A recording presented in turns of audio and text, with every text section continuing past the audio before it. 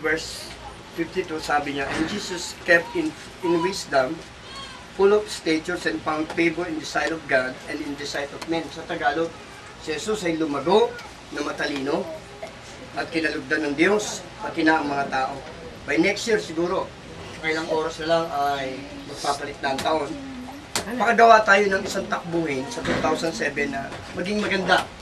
And we believe that the whole family ay iingatan ng Diyos. Naniniwala kayo? Amen. Ang buong pamilya ay iingatan ng Diyos. Amen. Pagtatagumpayin ng mga anak natin.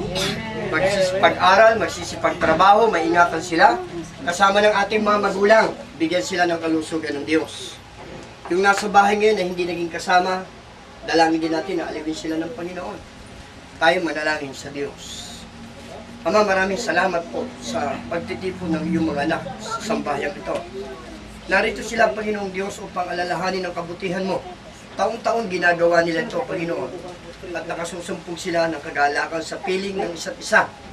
Una tigit sa lahat, ang kanilang kinikilalang ina na matanda sa pananampalataya, si Mother, Panginoon, si Nanay Loleng. Salamat sa kanyang buhay. Ginagawa mo ang karagdagang kalusugan lagi sa kanyang buhay at yun ang nagiging kagalakan ng kanyang mga anak. Bahagi pa rin ng pagkakaisa, pag-ibig, kapayapaan at katiwasayan, kagalakan ng aming pamilya, ang aming inaangkin. Ilalayo mo kami sa taong darating ito sa kapahamakan, sa karamdaman, sa lahat ng uri, Panginoong Diyos, ng mga bagay na pipinsala.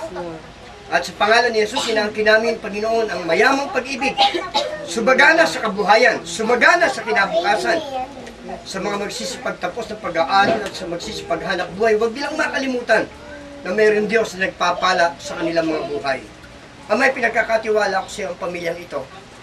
Sa aming pong pansamantalang paghihiwa-hiwalay, babalik kami sa kanilang tahanan, O Diyos. Taglay, Panginoong Diyos, ang isang puso't diwa, kaalaman na Ikaw, O Diyos, ay laging sumasama sa kanila sa loob ng isang taon. Sa darating na 2007, pangunahan mo ang bawat isa sa amin. At huwag mo kami pababayaan, Panginoon. Ilalayo mo kami sa lahat ng uri ng karamdaman, sakit, anumang kapahamakan. Ang inaangkin namin, Panginoon. And right now, Lord, we declare, we proclaim, we confess God's favor, Lord. God's favor to flow upon this family. Ibuhos mo sa pamilyang ito. Lord, sila Ate Imay doon, Panginoon Diyos. Sila Kuya Ray.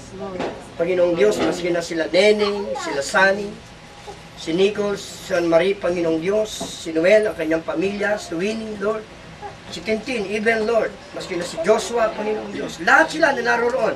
Kung paano mo kami pinagpapala at iniingatan, ganun din ang gawin mo sa kanilang mga buhay sa mga oras na ito, Panginoon.